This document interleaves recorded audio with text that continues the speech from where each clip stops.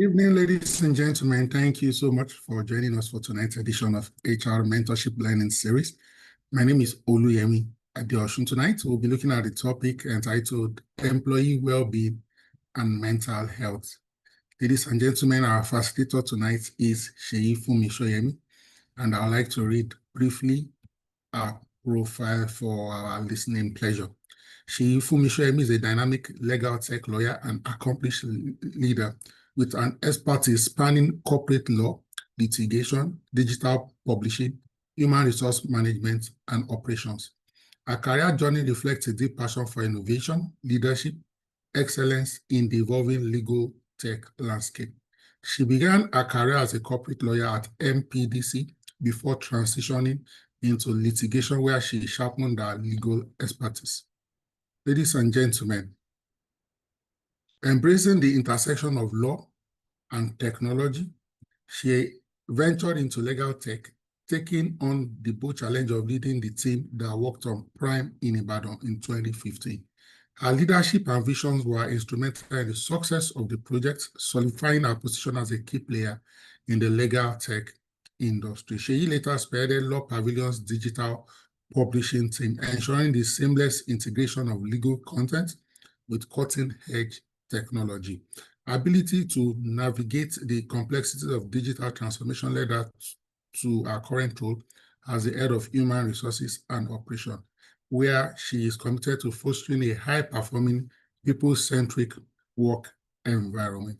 She's a trailblazer who thrives on pushing boundaries. She is passionate about driving innovation, operational excellence, and talent development. She's also dedicated to creating people-centered organizational cultures, championing professional growth, and leveraging technology to transform the legal landscape. Our multidisciplinary expertise continues to shape the future of law and digital transformation, making her an invaluable force in the legal tech industry. Speaking to us tonight on the topic, employee well-being and mental health, let's welcome Seyi Funmi, SFS. You have the floor, my sister. All right. Thank you so much, Doctor. And like I always say, it's indeed a privilege having the opportunity to be here, which I definitely do not take it for granted. And like I always say before I start, I think it's a good opportunity for all of us to learn together. Thank God it's facilitating. I'm just facilitating while we all learn together. So I'm delighted to be a part of this topic today. Today we'll be exploring employee well-being and mental health. Now, the thing about it is it's no longer a soft issue. You know, there are some things that you just think as nothing. No, but now employee well-being and mental health has become a strategic leveler that drives engagement, performance, organizational stability. So our goal here today is going to be to help us see how well-being is a key part of HR mandates. It's no longer an optional thing. It was long before that. We'll see. In fact, interestingly, when we talk about mental health, mental wellness, mental stability, sometimes we tend to attribute it to Gen Z because it was with them we start hearing my mental health is at risk, my this, that. But the reality, as much as it's a joke as it might sound, the reality is that it is now the new norm. Honestly, it is really. In coming up with this presentation and preparing for this, a lot of things were just, flashing back. So before we proceed, I want to ask a quick question, right? Don't worry, you can drop it in the chats, right? How many of us feel that our organization currently has a strong well-being or mental health culture? Like, just kind of cast your mind, think about it. How many of, so if you think your organization has, you can just drop a yes. If you think they don't have, you can just drop a no. If you think it's in between, you can drop it as maybe, that kind of thing. Let's even just try it, all right, ask ourselves, like, let's see, before we even delve straight into it, let me even, try to, as the first person said, no, like, no, there's no thinking about it. It's a no. Right? So just drop it, like just try to think about it. without even looking at the topic, just off the top of your head, what does employee well-being or mental health seem to you? And do you think your organization has it? I've seen another no. So far I have 2 no's. Out of how many of us on the call? Okay. So that is to say, this is a topic that is actually worth considering. The question will then be, is it that we don't know these things? I'm sure we know. Or maybe we don't really pay so much attention to it. Or could it be that it hasn't just jumped right at us as something that we need to pay attention to? And that's why the topic today is interesting. So I got to know in the chat. I was trying to see if I'll get more, but I got to know. But well, that's fair enough. To know is a good place to start. So let's proceed. Next, we have now the question now becomes, 1 second, please. So the question now becomes, we need to understand the current reality is this. Like one of the things I said I came up with while coming up with this is, I don't want it to be something like we all know, like something that is just a thing we just say and feel like, it's Gen Z people that just talk about mental health. No, the current reality is this. Employee well-being has moved to the very top of our agenda, right? And is now a strategic business imperative, not just a feel-good program. It was a time we talk about in those days. It's those days, if you hear even mental well-being, mental health, employee well-being, it's almost going to be like a luxury. Like, what are you talking about here? I don't understand. Are you not glad you have a job? Well, mental what, right? But then we will understand. That's why I titled this like the strategic shift from perk to performance driver. It's not more a perk that you give me on the job. So my well-being, my mental state, it's not more like you are doing me a favor by ensuring you put things in place that helps, helps my well-being. It's no. It's not something you're giving me. It's not a favor. It has gotten to the point where it is now a business imperative. And that's why I said well-being drives with well-being. If someone is well, the interesting part is, as employees, wherever you're working, we spend half of our life in the office. I don't know when you want to retire, what you set as your retirement age, right? I do a job of 8 to 5. We resume at 8, we close at 5, right? Aside that, I still have to work that's why we joke about saying that your employment letter says, your job description says, and every other thing as may be, assigned to you, which is the normal thing now. The pressures on people today are unprecedented. Let's be realistic. That's why I put in modern pressure. Technology, interestingly, puts people under pressure. You would think, as good as technology is, you find people that technology even puts it. Now, when we are let's even start from the good part. Many people are worried about, will AI replace this? Will AI replace these people? Will AI replace that people? And all that. I was in a webinar, I think, was it on Friday, and we're talking about AI and how it comes into the role of HR. And the speaker was talking about AI will not replace you. I know one of the things she had mentioned was the fact that when I have something that will make my work easier, that she likes soft life, something that will make her work easier. So why will she join the gang that says AI is not good? It doesn't take away your job. But then, that's the good part of technology. If you look at the downside of technology is actually putting people under a lot of pressure. If in technology, you see some people, you see some things online, or you see some things going on, especially people that are not maybe very tech savvy, you are beginning to feel like, AI replace me and all of that. So we move from that and we move to the non-stop change. There are a lot of things going on, right? We now begin to consider how health challenges even cost globally. There are some research that has shown that health challenges, right, globally, I tried to really dive into, and it says that it costs a lot in annual productivity. Critically, post-pandemic employees now expect to prioritize holistic well-being. It's like COVID was just the eye-opener. As bad as COVID was, it just made people realize, come to think of it, there are lots of things that are practicable. There are lots of things that could be a reality. So the conversation is about acknowledging the reality and making a critical pivot. We are moving from treating employee well-being as a perk to recognizing it as a fundamental driver of business performance. It is. The data is clear. When employees feel supported, they perform better, they stay longer. They look at these figures now. Look at it. We have 41% lower absenteeism and 17% higher productivity in organizations with strong well-being cultures, which is true, right? We must ask ourselves, how can we manage employee experience to prioritize sustainability over just output? Sometimes it's all about have you delivered, but then the question is, for this to work, leadership, HR, we must see this as part of the overall strategy, not just as HR projects. As HR, we stand in the position where we are the, permits me to use the word for lack of a better word, we are the intercessors. We're in between the management, that's the organization, and the people. We are just in that gap, right? So we need to go beyond just standing.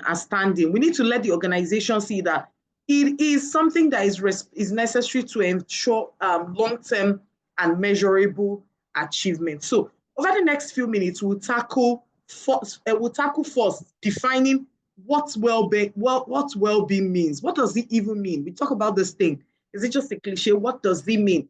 Why should we care? Honestly, why should we? Then finally, how do we action this? Those are questions we're going to be asking ourselves.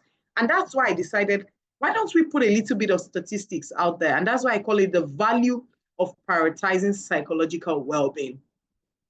Let's look at some research that has been going on. I tried to see. So apparently a lot of research has been going on to, look into this and understand how it works. And employee well-being isn't just a moral obligation. I think we need to get to that realization. It's not a moral obligation at all. It's a business strategy. HR, we are business people. We are business partners, whether we like it or not. We actually are people that, if we understand what we are doing, and we stand in the position we should be standing, we are actually helping the business see and understand a lot of things, right? Particularly with respect to people management. So research from Great Place, that's why I started the Great Place to Work, and John Hopkins shows that well-being directly influences how long employees stay and whether they recommend the company to others. I had a situation of, I have someone that is about to leave, a developer whom has been amazing. From the first time of joining, he's been amazing, right? He's leaving. There are some people when they are leaving, you shouldn't be angry. Just say, let me pray for you to do where you are going to, because of you're proud of where they are going to. He proudly recommended someone to me who was even his own team lead where he came from. And in me, he felt good, like, wow. That means he really, if not, you wouldn't recommend somebody, honestly, let's look at it. Then globally, mental health issues cost the company over $1 trillion every year. Let's be realistic. We jokingly say something around my office. I don't know about you. We jokingly say this thing like, maybe that maybe when we are recruiting, we should be doing psychological evaluation for people, because honestly, not everybody is okay. You see certain things, we laugh about it, we joke about it, but let's be candid. Many people are not okay. I'm not saying they are mad, but lots of pressure, lots of things are going on that makes them highly unstable. But then we don't see it, and we don't see how it affects them. Let's even leave the global one. Let's come to Nigeria, right? 79% of Nigerian employees are at risk of mental health issues. Let's be candid. Take, for example, one of the reasons why I left Lagos was because I needed to stay. Whenever I have to go to Lagos, starting from when I get into my car and I'm driving to Lagos, immediately you are entering Lagos, you're already seeing that I'm nearing Lagos. I just start to have headache. From struggling with the buses, it's your road, they want to enter, you're struggling with those that park wrongly. You now start getting, let's say I now drive and I get to like all those secretariat, Alausa side, then you're like, oh my God, everybody is in a hurry, right? Then you now get, maybe before you get to work, unfortunately for you, something happens. And meanwhile, while you're still in the car, maybe a message, an email, and your boss, then you get to work, and someone is late, and you can hear the manager, your MD shouting, why are these people late? Think about everything. When I was coming up with this, I'm like, it's serious. Then 8% are at high risk of depression. Let's be candid. Due to poor work environment, you need to check the statistics of how many people are actually depressed and we don't know. Trust me. It's a lot. These numbers highlight a systemic issue that affects not only people, but also organizational performance. Picture what I just described. I get into the office. The first thing I want to do is, I need a cup of tea. Meanwhile, before you get that cup of tea, there's a fire you need to kill. At the end of the day, my productivity is already affected, whether I like it or not, whether I accept it or not. It only takes, sometimes I try to tell people, you need to have something that is your backup, your not your fallback plan. Then you need to have a support.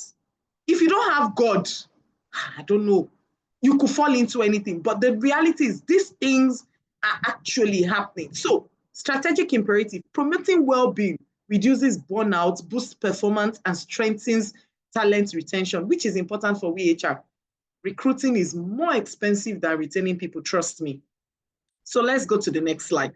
So the next slide, I titled it Understanding Employee Wellbeing and Mental Health. So for this one now, we've established that why well-being is strategic, right? We need to agree on what well-being is. We've agreed it's strategic. So what is well-being? Well-being is often mistakenly limited to physical health. It goes beyond that. So I always smile. I love. And I'm a happy person.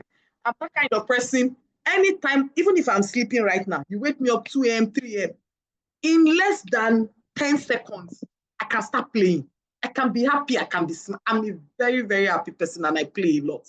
Now, does that automatically translate? Meanwhile, I'm not saying I have, but does that automatically translate to mean that all the time I am well? No. It honestly doesn't. It doesn't mean I could be smiling, but I'm not. I could physically look strong.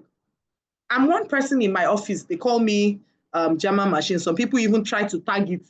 I'm not just in fact, my own version of machine is now Pro Max. But then, does it mean I'm always fine? Absolutely not. But do I want to always put up that front? Maybe, yes. So, and that's why I'm saying that employee well-being is far more complex.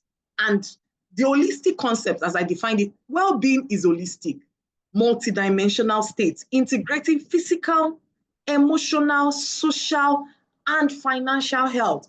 I classified it like this. Well, everything I read up, it's also classified like this because if you look at the humans, all these things makes up who we are one way or the other. And that's why I classified it like. So when we talk about the physical, it covers the basics, something as simple as health, safety, rest, fitness. I had a situation about over a month ago, and my team from Lagos had called me to say that a member of staff who had raised concern about his health, actually. He had raised concern that he doesn't know. He feels fine. You see him. He's a very cute, good-looking guy, huge, chubby, nice. However, he was leaving work one day at 5 p.m. and he collapsed right in front of the office gates. And everyone was like, and he's a very, very young child.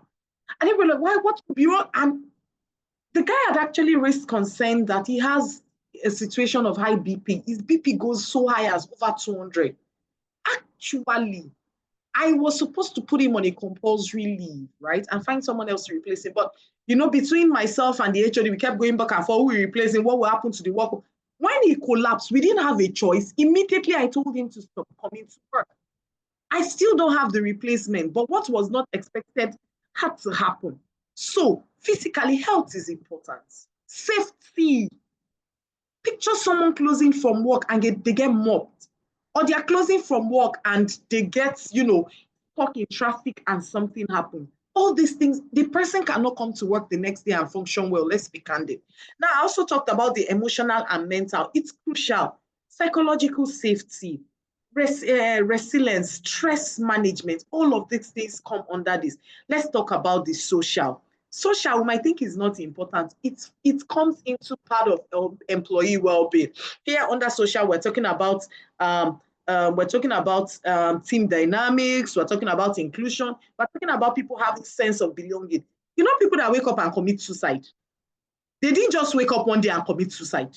It must have been something that led to something that led to something. What makes them commit that suicide is one day there's just something that just breaks. That day, it just feels like you know what, this is just it, right? Then we have the financial. As much as we might not really look at it, it matters. I think from time to time, you know, employees, economic security, fair compensation, letting them understand things about finance, it actually goes to stabilizing. Picture someone who comes to work and school resumes and they've paid like 20% of the school fees and they still have to balance others and they're looking at their salary, looking at the pay for the month, and it's not seeming like it. Or picture a man who is at work. While you're at work, you tell your wife, I'm about to leave the office. And you hear, please, when you are coming, we just ran out of oil. Kindly get us cooking oil. And the man looks at the account, looks at the wallet. Or you are coming to work and you're looking at that car and you're looking at the empty tank. It's all coming together. So I tried to put together a few misconceptions, right? You know, first, it's not just, now sometimes we feel that it's just about the perks. If they have HMO, they have gym membership, they have spa, kinikon, they have kinikon, that should solve it. That's employee well-being. The reality, it is a systemic change to prevent burnout. So recently I had a situation whereby we're working on a project. I mentioned at my last presentation at Ibadan that it's really driving us. And my boss was asking, what could he do? At that moment, my boss felt I was not giving good responses. What can he do to, you know, I'm like, at this moment, actually nothing will work. It's not about what you want to give to us. It's about the fact that right now, it's just a lot. Trust me, there are times where we feel some of these things is not value compared to just giving me after the project, probably giving us a day off, giving us 2 days off to just, you know, cool off and reboot. Then it's a sign of weakness. No, I'm not mental. Now, when we say mental health, it's not until the person takes off their clothes and gets in the market, or the person is committed to a psych ward, or the person starts seeing a therapist. Mental health is, I don't know how to describe it. I don't know. It's not about that. Mental health is not a weakness. If you have troubles at home, your mental health is affected. As small as if you are going through a breakup where everybody will dismiss like, you are going through a breakup, how does that affect work? It is affecting you mentally. If you are broke, your mental health can be at risk. Let's be candid. If, for example, you were robbed in your house last night, your mental health is at risk. So mental health is not, I'm unwell, is not a weakness. No, everyone has mental health. As I have physical health, if you see me like this, I'm strong, I'm okay, my hands, my legs, everything is fine. It's the same way my mental health needs to be okay. It's when it's completely gone that you go mad. But then there are areas of it. So if my hand is not fine, physically, I'm not fully fine. If my leg is hurting, physically, I'm not fully fine. It's the same thing with mental health.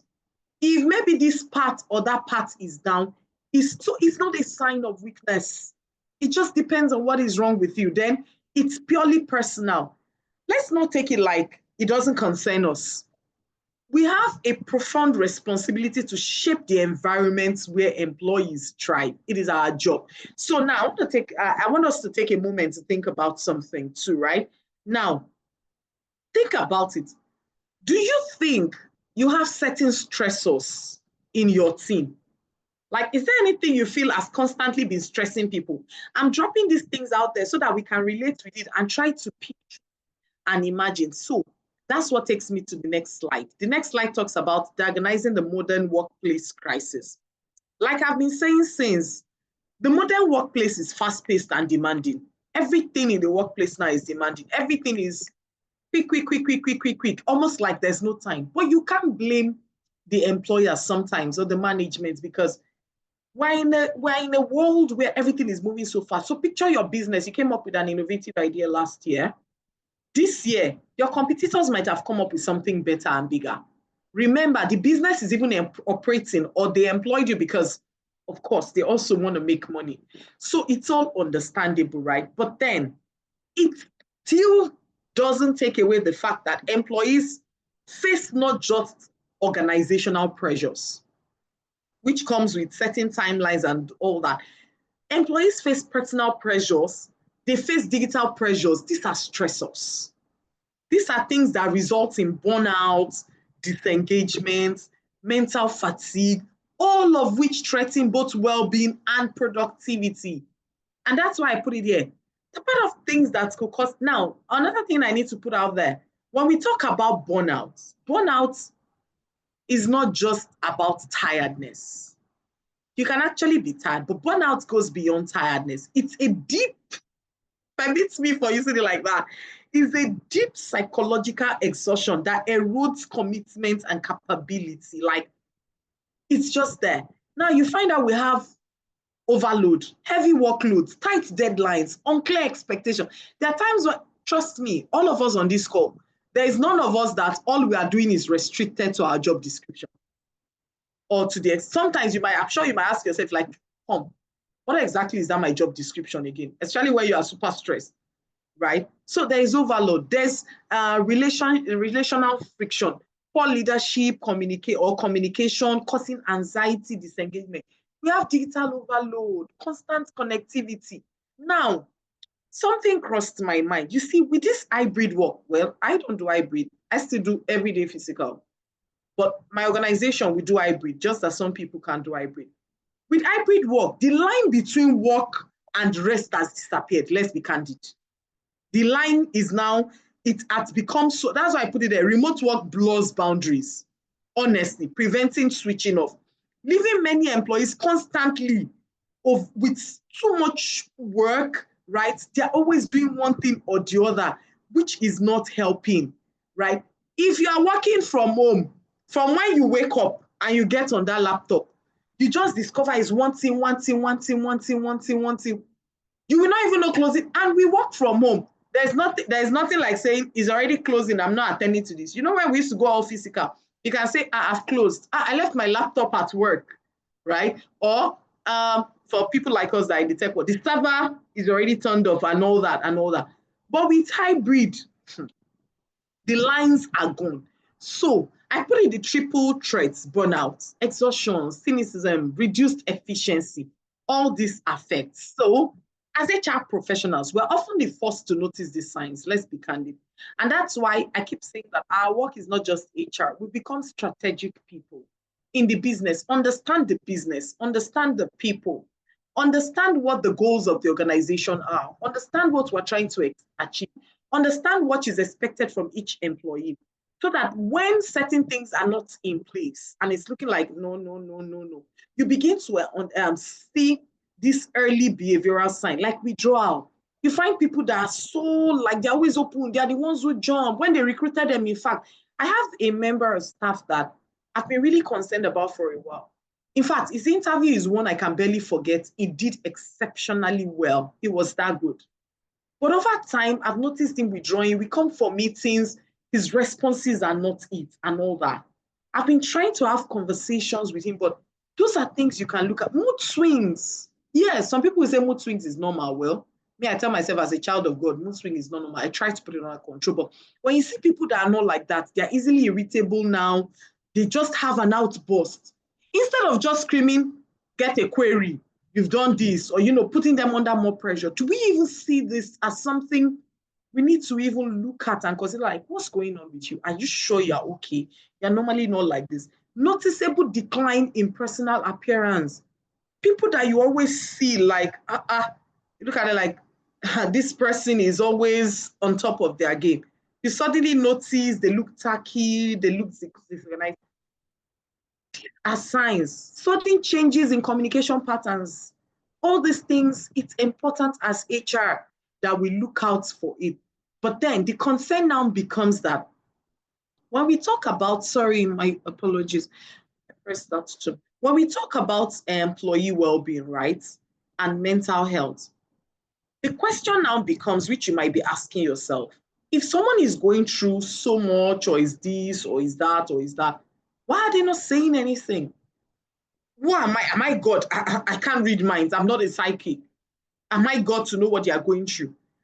The thing is this, I thought about it, then I realized that some of these things, it's because of the stigma that comes with it. And that's why I say breaking the stigma barrier, the cost of silence. Have you seen, now that we know that it could be a problem, and we've seen that we must confront this thing, we really need to, right? Now we need to come to the stigma. Despite increased awareness, you will discover that nowadays, like I said, it's all this Gen Z that started it, but it's a reality. Mental health, my mental health is at stake. My clinical, my well-being, my emotional clinical. The reality is that there's awareness about it now. But then, despite the increased awareness, the reality is that the most vulnerable employees won't use any resources you give them. Think about it. Because because of the perceived risk to their career is too high. So picture I'm on the board of an organization, or I'm the MD of a very big company. How convenient do you think it would be good for me to open up to say that I need help? It's not working. I need help. I'm constantly not feeling it. Rather, I will feel the intense pressure, right? To keep it together, to stay strong and all that. So we have to understand that there's this employees fair. For them, disclosing mental health struggle feels like a career gamble. And that's the truth. Picture you start worrying about being sidelined. So it almost looks like you are labeled. And that's why I put it, why stigma persists. Career anxiety, fear of being labeled as unreliable or weak. So if I tell you I'm not well today, or I need some help, I'm having some troubles at home, please, I just need 1 or 2 days to sort it. I'm sure I've heard stories of people that they had to be dismissed from their job just because today you took permission for, yes, I understand business needs to thrive. I'm one that I don't joke with business. I don't mix business and pleasure, and I don't mix it with sentiment. I'm quite very objective. But then all I'm trying to say is that this stigma is still there if we don't let these people feel safe, right, about it. So when someone discloses mental health struggle, it feels like what if a leadership role is coming out and I'm not considered? Or there's a promotion and they feel I can't handle it. You know the interesting part, even long after the person is good, all is sorted, all those things that were weighing the person down are gone, you find out that the person is already labeled. Now, another thing is trust deficit, right? Lack of confidence in how the HR will handle confidential disclosures. It worries some people. So I'm one of those persons. What helps me with this? I'm one of those persons, so long as you're a member of staff, as much as I can, even though, let's be practical, I'm naturally an introvert. When I say, people laugh that, no, from what we see, you are not an introvert, you're an extrovert. I'm like, if only you know. It takes a lot of strength and energy for me to act an extrovert. I try to let people know that you can talk to me. And when people call me, once I discover that conversation is more of a person, I tell them immediately, you know what, before we go on, I'd like to put it out there that you can decide to learn anytime you feel any part of this conversation you want to be off record, kindly let me know. It's absolutely off record.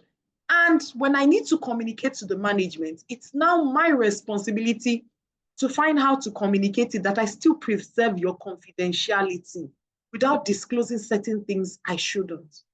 So I try to encourage people. I try to encourage people to talk to me about no matter what, no matter how small. You find maybe a lady that is pregnant and she's having 1 or 2. Don't worry, you can talk to me. Aside being HR, I'm still human and I can relate. I can try to put myself in your shoes. I have a member of staff, even if he's a male, and you can talk to me. We'll have the chat in such a very, in fact, sometimes there are members of staff, I tell them, you don't want to do it over the phone, that's fine. Do you want me to meet with you? Where do you want us to meet? And I let them know clearly, for this part, I will have to disclose. To make it easy for them, I even let them know how I would disclose it.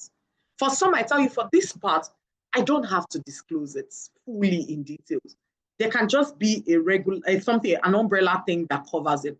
Why this stigma also persists is because perceived weakness. Sometimes it makes you look like you are weak. But the thing is, silence costs us a lot.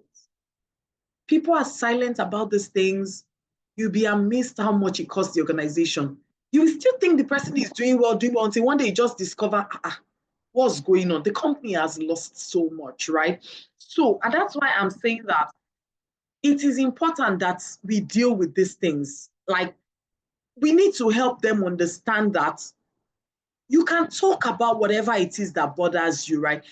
The key call, right, to action is stigma is not an individual failing.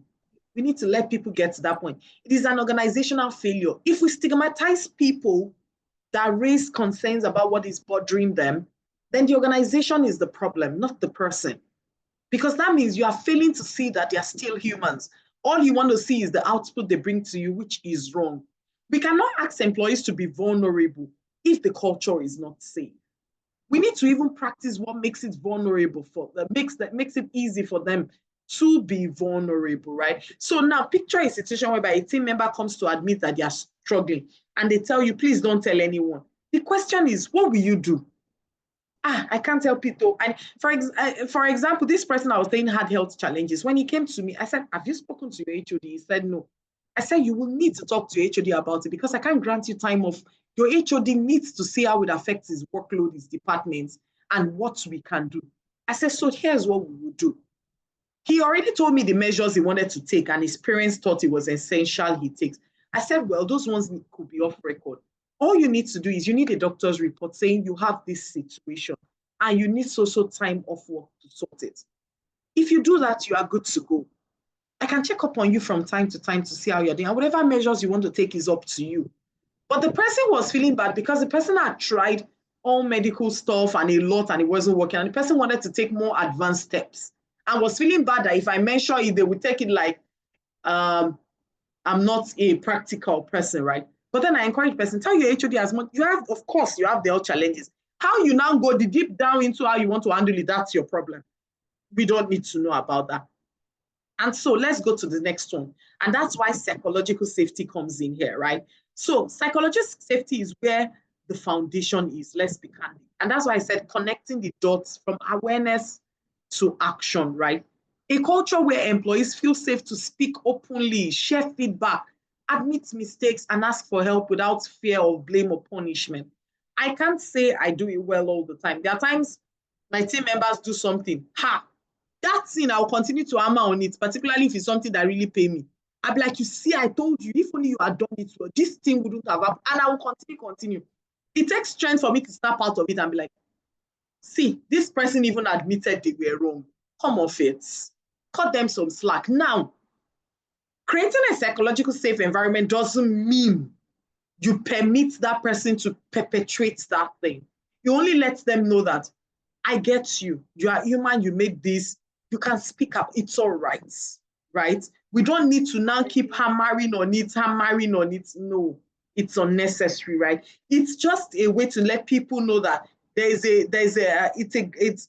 a ground where you can feel safe. There's a community where you feel safe. And the truth is, when people feel safe to be honest, to say, I need help, they are more likely to seek for help early and less likely to burn out. A particular example was today. So for HR, there's a lot we do. Okay, so for someone like me, I've said before, I handle 2 departments in the organization where I work. In fact, how I combine it, I don't know. I feel God is just good to me. And that's why I always tell people, if you don't have God, if you are doing my kind of, no one, in fact, sometimes when I see some people doing maybe they're addicted to this, I'm like, sometimes your sanity is at risk. That's what I say. My sanity is at risk. But thank God I have God. So today is an example of I didn't even realize I was getting burnt out. I went on leave sometime in October, but I used it for something that was really critical that took a lot from me. And I needed to call off the leave because I still had some tasks that if I was on leave, I'll still be attending to those things and it didn't feel like leave. Today I was at work, I went to work, I was fine, everything was fine. And I just was numb. Like I was exhausted. I did not even realize I was exhausted.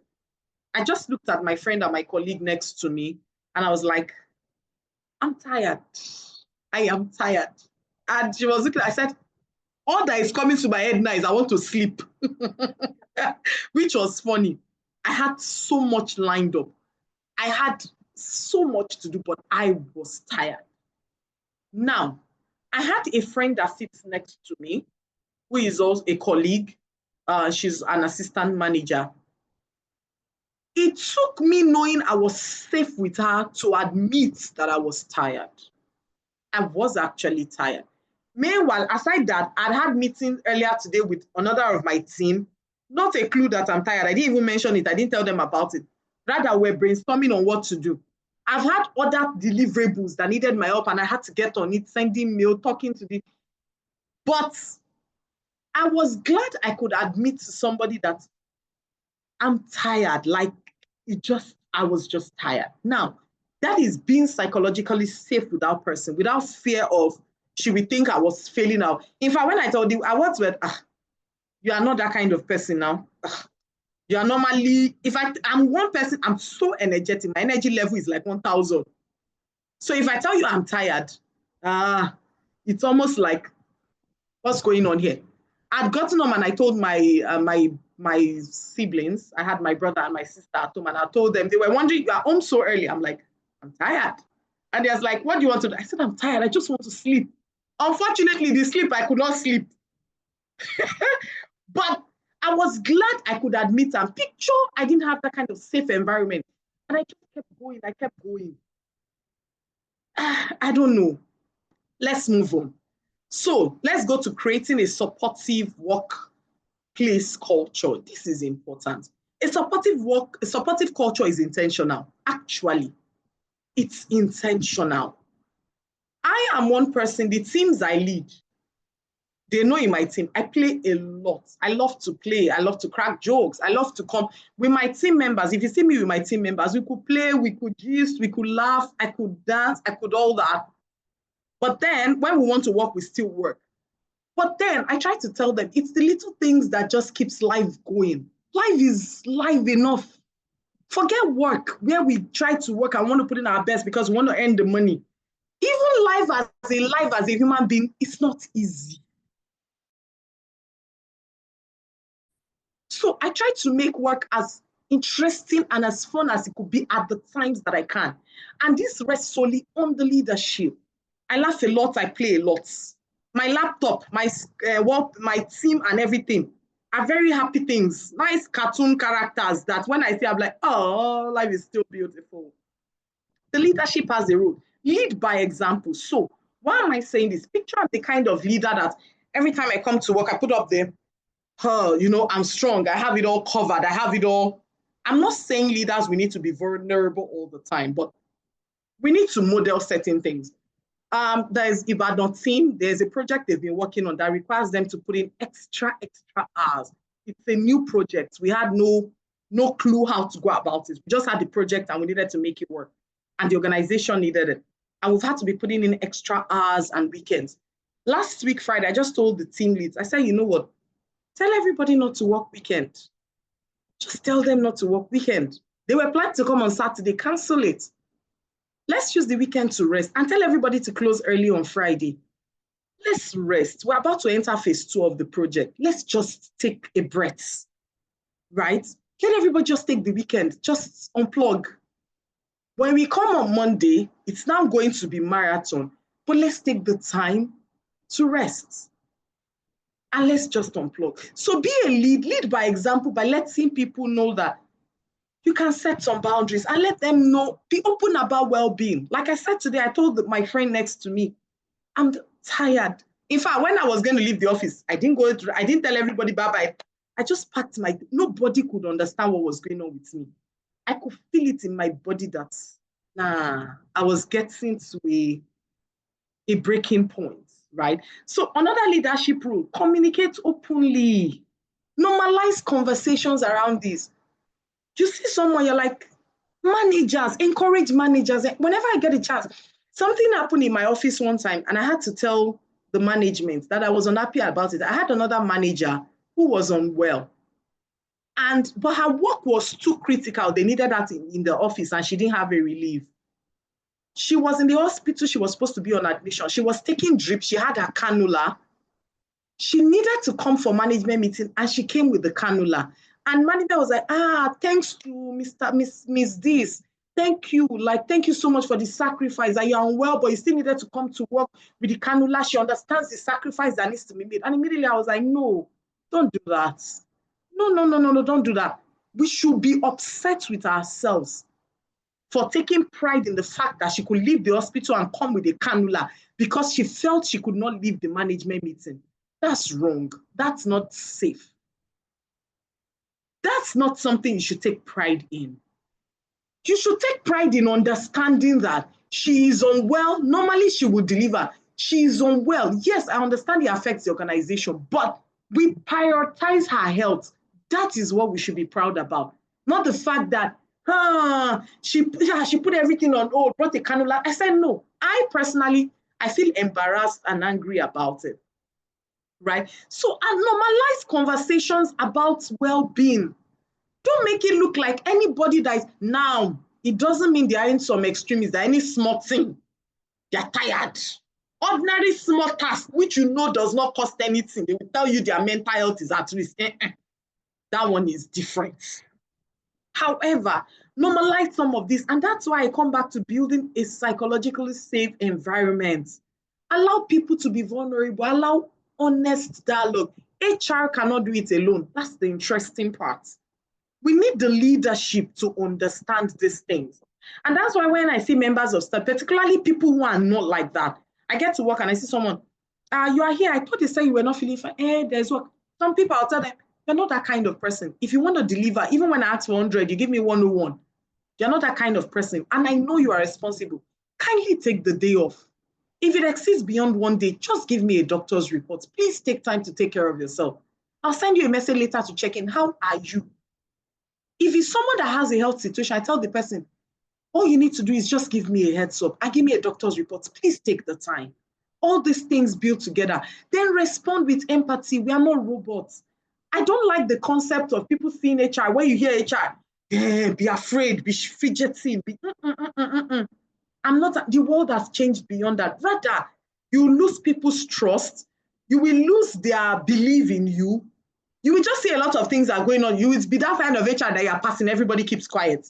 And they're, No, no, no, no, no. No. Respond with empathy, not judgment. You're going through this. Oh my God. Ooh. Sometimes, even if you feel like the person could have done it differently or the person's fault, who are you to judge? Happy. Respond with empathy. Then train managers. If you ask me, in fact, even for myself, I'm thinking, all managers in any organization need to understand this and how they can help members of staff. So let's go to the next one. How can we say all this without practical tools? Well-being doesn't have to cost. It doesn't cost much. It's just about intentionality. Prevention is always more effective than crisis management. We can start by proactively managing workload, actually. So, and that's why HR, our role is not just to sit at the table and wait on when they talk about recruitment, they talk about query, they talk about payroll, they talk about pension, they talk about, no. We are far beyond that. We are at the table when they are talking about workload. We are doing this project and we need team A to do this. You should be able to understand what the project is. You should be able to understand, even if not deeply, what the project entails. And you should be able to say, this task you're asking from team A, accidentally, are you sure they can deliver within this? Okay, if you think they can really deliver, doesn't this mean them sacrificing not just 8 to 5, 8 to 12 midnight and even weekends? You should be able to understand to that level. That way you are able to help them understand their workload and how you can help them, manage it. It means giving employees the autonomy. Also, we need to get to a point where we can like I said, please permit me, everything I'm saying is with caution. It can tilt to the excessive. Let employees say no especially for those you trust. I'm one person, if you trust with a task, you can be rest assured. Because what guides me is find a man who is diligent in his work. He will stand before king and not meme. There's no task you give me. So long as God gives me grace, I'll do it overboard. So for someone like me, if I'm saying no, you should know that it's coming from a place of, it's not because I'm being lazy. We need to help people. Those are practical things we can do. And that's why HR, you need to understand what the business is. What is the business doing? What is required part-time for the business? So that you help employees also, you can feel when they are doing too much or too less, or you get set realistic goals. Sometimes we're driven so much, which as business, well, I try to put myself in a position of business owner because I'm also a management staff and I understand what's at stake sometimes. It's almost like today, I told my team, after giving them what I'm like, this is what we need to deliver. I don't want to know, come up with a strategy. But on Friday, that is what I need delivered. But then sometimes let's also balance it. Then flexible work, we can't shout it enough. It looks crazy, but it's necessary. Manager training, I don't know how else to emphasize this because for me, in my own experience, I discover sometimes these managers are the ones that don't even understand. Sometimes you even feel for their team members more than them. I don't know why. I don't know. Maybe me too, I do it. I don't know, but it's a little funny, right? So professional help. And that's why I said there should be access to EAPs, employee assisted program. Let them know they can talk to you, they can, all that. Then peer support, introduce some peer support body system. One of the things I do that works is when I find something going on with someone, I don't want to go directly to the person, particularly if I understand that the relationship we have is a relationship where the person might be too timid or too afraid to talk. I try to find someone who I feel can get through to the person on a normal level without fear of it and encourage the person, you know what? Can you help me just cozy up to this person and find out what's happening or try to, that way I'm actually still helping. So now let's go to having done all of this, let's measure it because anything that is not measured, right, you can't prove it. Data is what helps HR prove the value of well-being programs. We need to monitor, and that's why I put this. We could do engagement and satisfaction, all those surveys, all of that. You can do psychological safety surveys, maybe once a year or something, just to see how it's going. You could do exit interviews. It helps you, know what's going on. You can measure absence, presence. How many people take sick leave? Who are the people that are always taking sick leave? Who are the people always taking casual leave? Who are the people that always have excuse for something? Then you can track some of these things, right? Then we can have a feedback method anonymously, because if you tell people to put their names, that's when you will not get any response. Make it anonymous. Do one-on-one check-ins. Occasionally, you could just be in the kitchenette or you're on the stairs or something. See someone, hello, how are you doing? What's going on today? Right? It could just be a hug. It could just be a question. How is your wife? How is your baby? I'm one person that I try to direct him. I know them, know their spouse, know their children. How is so person? How is this baby? How is that baby? Try to, it's also good. And the interesting part is the return on investment is good for us. It reduces healthcare costs. People are sick. Sometimes some sickness are just stress.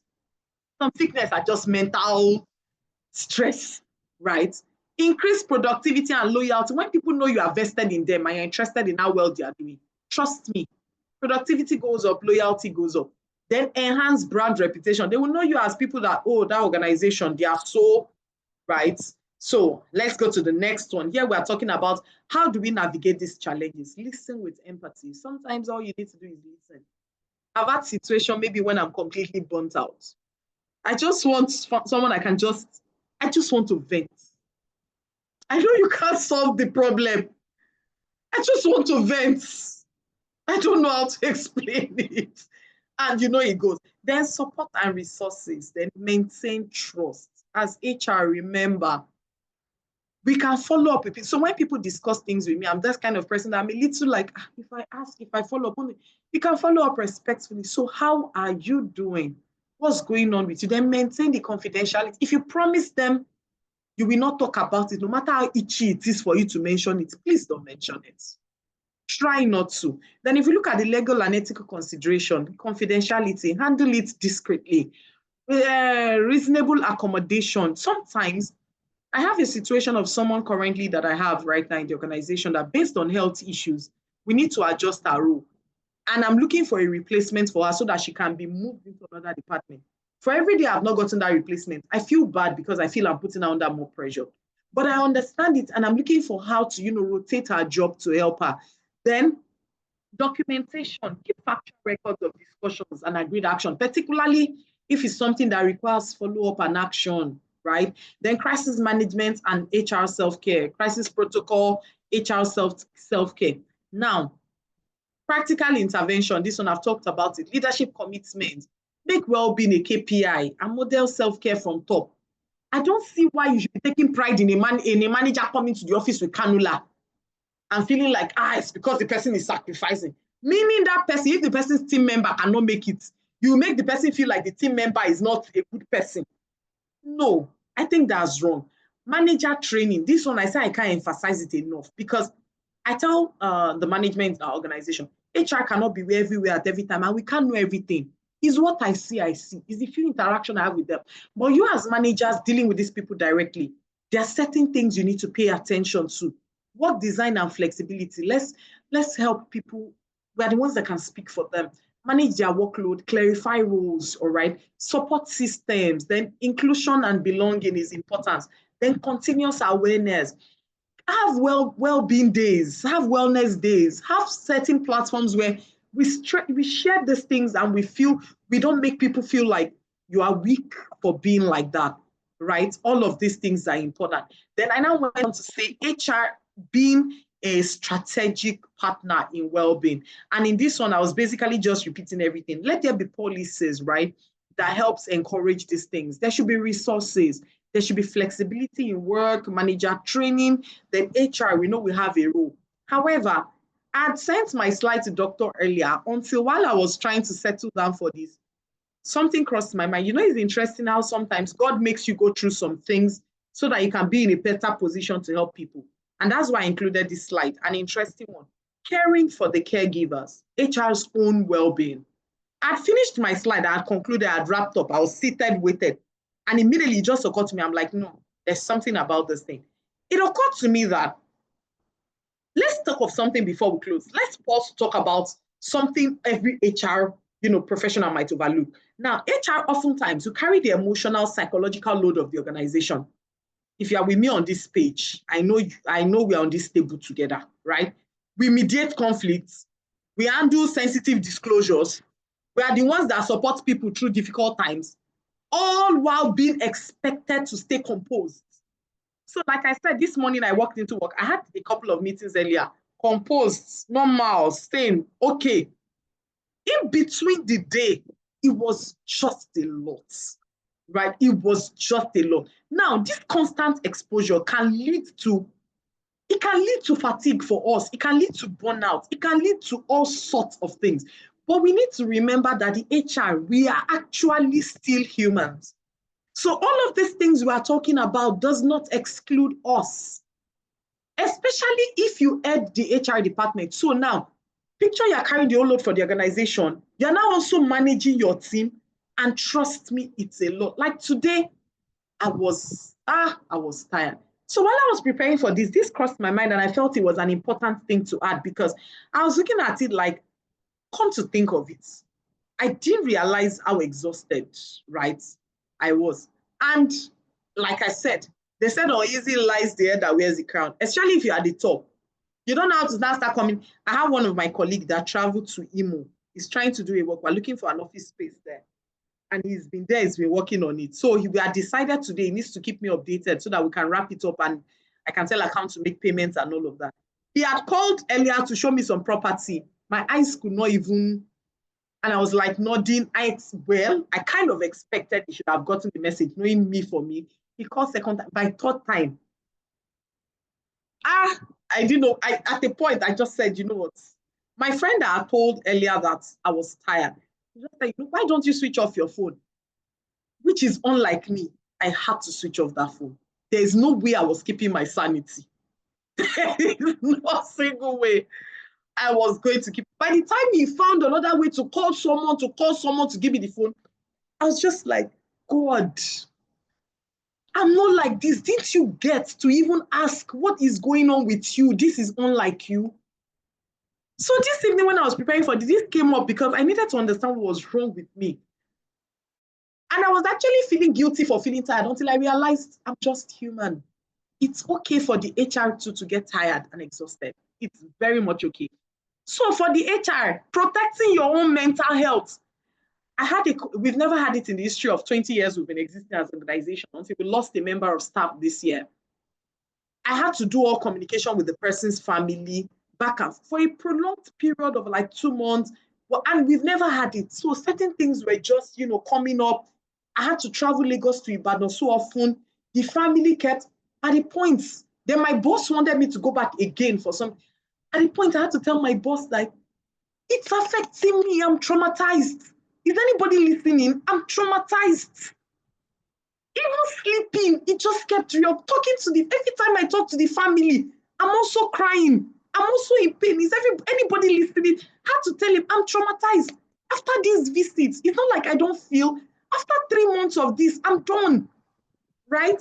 So HR, you also need to understand when to set the boundaries. Before, I'm the kind of person I sleep, my laptop sleeps right next to me because I feel without me, things will go. My phone, if it beeps, one time that I know that, I kept telling God, Holy Spirit, help me, help me.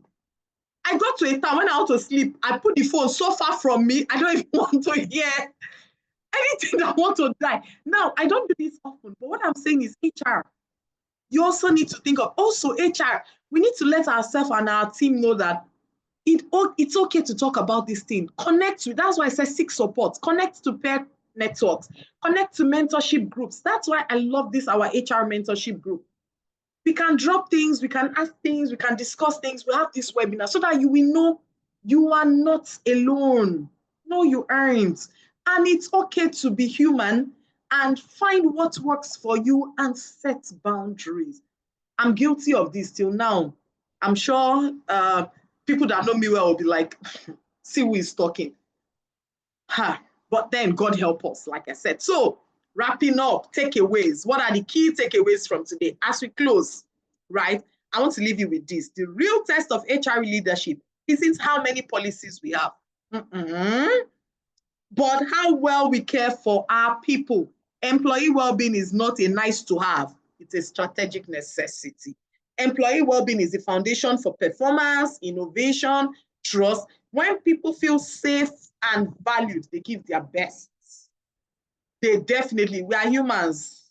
Something just stimulates us to give our best. So as we all go away today from this webinar, if you've not learned anything, I think that we need to take some small steps, right, towards creating a workplace where well-being is woven into the culture. It's not just something we hear. No, it's in our culture. Let's lead with empathy. Let's act with intention. Let's make care our competitive, right, advantage. So action point, start the conversation, right? Equip the leaders, design for balance, build support system, measure the progress. And that's why I said, when employees feel well, they work well. HR's role is to make well-being a lived reality, not a slogan. So well-being is not just something we should just say, we're concerned about employee well-being. We're particular, we're intentional about it. Take one step today. Start the well-being conversation in your organization. Tomorrow, if it's one person you observe is looking different or has changed, hello, how are you? What's going on? Well, they might not open up the first time, particularly if we're HR that are very strict and very rigid and by the book HR. Over time, they will open up, but this is essential. So thank you all for listening, and that brings us to the end of today's presentation. So this is the point where I begin to say thank you for having me, and I will be glad for us to take questions and have discussions if necessary. Thank you, Doctor. Thank you, thank you, thank you, thank you, thank you so much. This has been phenomenal. I really, really enjoyed this session as always. I must confess that your style, approach, your voice is therapeutic, it has a calming effect Thank on you, all sir. of us. Okay, ladies and gentlemen, do you have a question, a comment, a contribution? Would like to hear your voice quickly, or you want to share an experience, or perhaps you also want to tell us how you relax, how you unwind. Just to put it out there, my plan, I hope I'm able to stick to it, is that there will be no webinar in December. Maybe I'll just come to IIT Ibadan or something and just be lounging. I can't come and keep myself. Yeah. Happy. Okay, checking. I can see people celebrating you, appreciating you. Oh, thank you so Exactly. much. Thank you.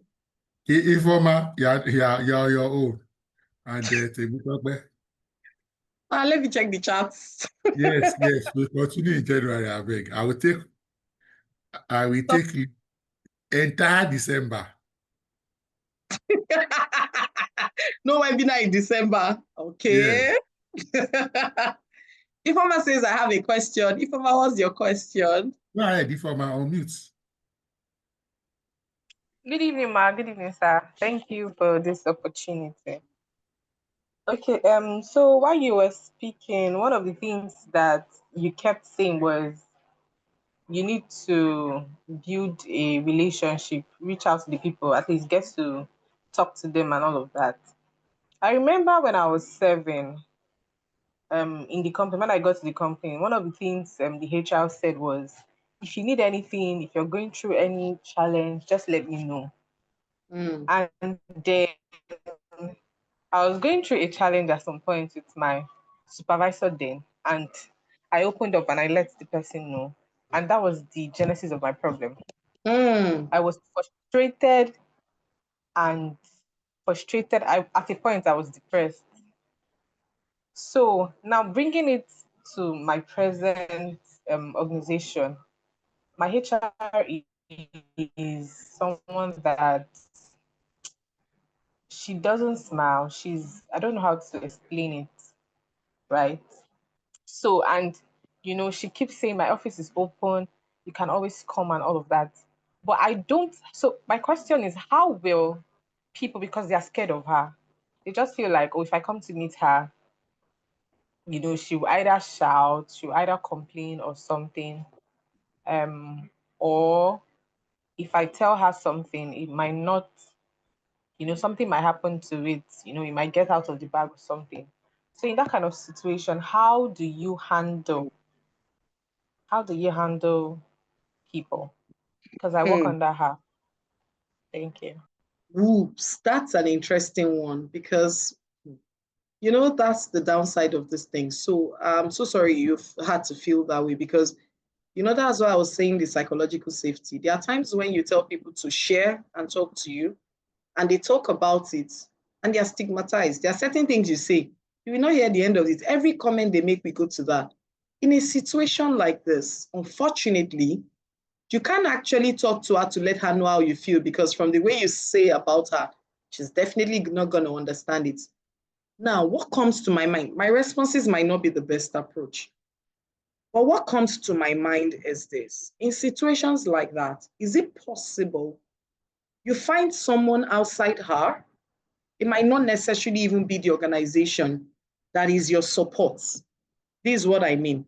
Someone who will understand. You let the person know the situation and the person that knows you, and let the person know. So let me give you something very practical. I'm very, very close to my boss. We are very close because of the role I occupy. My role is quite interesting. And you need to talk to me every day to me. So something happened that when it happened, my boss didn't particularly do anything wrong, right? I just felt he should have been more sensitive to me at that time. But he wasn't, and I didn't like it. So I got opportunity to talk to someone. And when I was talking to the person, I explained to the person. Now, in talking to the person about it, I spoke to the person about it after like a week. It helped me just realize, you know what? I don't hold it against my boss. For this person, so if you have someone outside of work, because if you keep seeing her every day, you can't talk to her, you're going through this, it's not going to be easy. If you have someone outside of work, a close friend, a confidant, someone you can talk to, whenever you feel like you're at the peak of it, you could just give the person a call. I used to have a friend that whenever I call the person, I'm just like, I give the person a call. I had a situation that happened one time and I just called the person. Can we see? Yes. And I went to the person. I don't want to talk. I just want to sit. I sat there for a while. I think I cried or did something. And I felt good. I got a hug and I went home, got in my car and I drove home. So if you have someone else that can support, it won't be bad. It doesn't have to be within the four walls of the office, right? I don't know if my answer helps you in any way. Yes, it does. Thank you so much, ma. Thank you. You're I really welcome. appreciate it. You're welcome. So do I have any more questions or do you have experience you would like to share?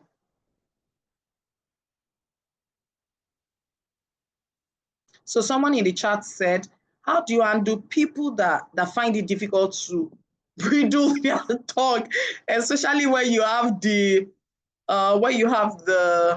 one second, when you have them within your team? Now, I think this thing applies to all teams. People that they can't just keep their mouth shut. So for people like that, unfortunately, like I said, my approach might not always be it. For people like that, I tell them straight to their face. Interestingly, I just call them up and I tell them, excuse me, you are someone who is ABCD and it's becoming a problem for the team. I would advise you, ABC, the next time it happens, it's not going to be taken lightly. You wouldn't like what is going to come out of it. I could give them a query. I could even put them on any form of thing I think at the time, because people that can't, watch how they talk, they're toxic. Let's be candid. They are toxic. Even you, that you are their manager, you won't know when they begin to get under your skin and they begin to affect you. So for such people, in such situation, I feel it's just call them up and tell them straight up. I don't know how else to dance around it, except you feel it's not intentional. There are some people they don't know. Let's be candid. They don't just know their words are not just good. Such people, you could find a diplomatic way of telling them. But if it's people that know what they are doing, tell them straight. That's my thinking, right? I might be wrong. So, do you have any more questions or contributions, or you want to share an experience? Okay, I have a question. So if you're under these people, how do you handle them? Or their superiors? So if they are my superiors, what I do, I don't talk to them about anything. I won't talk to them about anything. I'd rather just keep quiet. Unfortunately, for such people, it's not good, because the team now has a problem. In such situation, I would rather not say anything. Anything you say, the unfortunate part is it builds resentment and bitterness. Unless, like I told Ifeoma, that you find someone else to talk to about it. But then, if it is not only you and it's like all of you in the team feel the same way, you might want to look for the person's superior to not go in a very bad, demeaning way. Like, please, this is off the books. There's a concern we'd like to share that is really affecting us. If you can do that, that will help. But remember, you don't go ahead to talk about the person too in a very bad way. It's just letting, if the person has a superior, you can go to. And if the person doesn't have a superior, if you can find someone outside to talk to, fine. Or if there's an opportunity to indirectly chip it in, fine. But the thing is, if you just keep it to yourself without talking to anybody, it builds resentment. Over time, you are frustrated and angry. Something you shouldn't snap at, you just discover at work, you just snap when you get to your breaking points. I just hope I was able to answer the question very well. So let me just say one or two things quickly, okay, sir, around one or two of the questions that have been asked, and particularly Olawale Nelson's question around how do you handle it when you have people within your team who find it difficult to bridle their tongue. Now, if this person is a core HR person, I mean core HR, I'm not talking about maybe admin. Sometimes our department can be like corporate services or HR and admin. If this person is a core HR thing, you need to relook it, because confidentiality is like a critical component or critical competence for being in HR. You will be exposed to a lot of information. And they say if you can't stick the heat, get out of the kitchen. That person should be redeployed immediately, because there are some things I won't say don't do it again. I will never give you the opportunity to repeat it. I'm not saying, please don't misunderstand me. So there may be, maybe, if you're in the public relations department, your job is to be talking. So we'll put you where we will leverage on your capacity not to be able to keep your mouth shut. So maybe if you're in marketing, just be talking about our product and services. We'll be happy with you. The other thing I will add is that depending on your HR team structure, one thing I've done in a few places I've worked, I've also come to realize that the mere fact that everybody is in HR does not mean everybody should have full access. What do I mean? For example, I worked in places where only 2 people had access to employee files. The person directly in charge of the file and the head of department. So if any HR member needed a file, you needed to get approval. In other words, you will tell us why you need the file. And in 50 to 80% of the instances, when you tell us you need the file, we won't actually give you the file. We will retrieve the item you need from the file and give you, not give you the entire file. Another thing I've done in 1 or 2 places I worked, for example, we have medical records. So let's say everybody in HR have access to staff file. We now created a separate medical file. So we are not keeping employee medical records in employee files. We are keeping it in the medical file. So if you are not the HR person in charge of HMO and health and the head of department, you want to know. Because, you may say you are doing something neutral and then you carry somebody's file and then discover the person is doing maybe fertility treatment, or you now go and discover the person had fibroid, things that doesn't concern you. So I realized that in HR, information management is critically key, only on a need-to-know basis. And let me say this, I've even worked in places where there have been instances where we will just tell the line manager from HR, of course, we'll carry the CEO along, and we'll tell the line manager that so-so staff has been given medical leave, and we won't tell the line manager the ailments. Now, if the staff, by his or her own volition, now goes to tell the line manager that this is what I am suffering from, or this is the issue, that is a different kettle of fish. Because the line manager does not need to know that it is headache or it is malaria or whatever. Some of these systems take time, because by the time 5 people know something, the chances of keeping it confidential becomes compromised.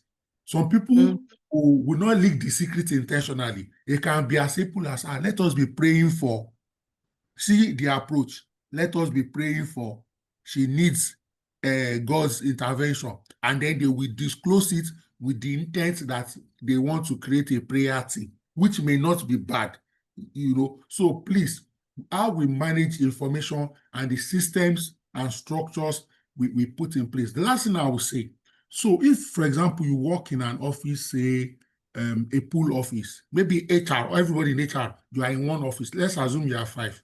Many times people want to talk to only you, but when they are talking to you, 2, 3 other people are listening, not eavesdropping. So except the person comes to your ear and they're like, actually, I want to. So there have been instances where I let people know, if you want to say something confidential, just let me know. Just say, I'd like to see you. Or excuse any of my team member you want to meet. And that's why at least there is either a meeting room or you can go somewhere outside the office, so that you don't let information inadvertently leak. The final thing is also the way we manage documents. You may be treating or processing a document. Maybe you've not concluded, then you leave it on your table or in a file on your table, and you don't lock it in the locker. And then the cleaner comes to clean in the morning and they see something.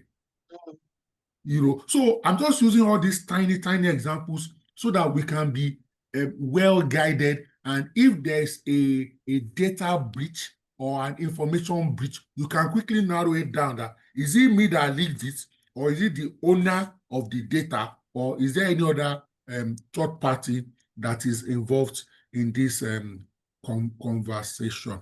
I just wanted to add that few points to that. Yes. All right. Thank you so much, Mr. Olawale Nelson. Confidentiality is key. And let me say this on a lighter note, but please don't laugh. On a lighter note, you see, sometimes when you move people to HR from front desk, this is where you create a problem.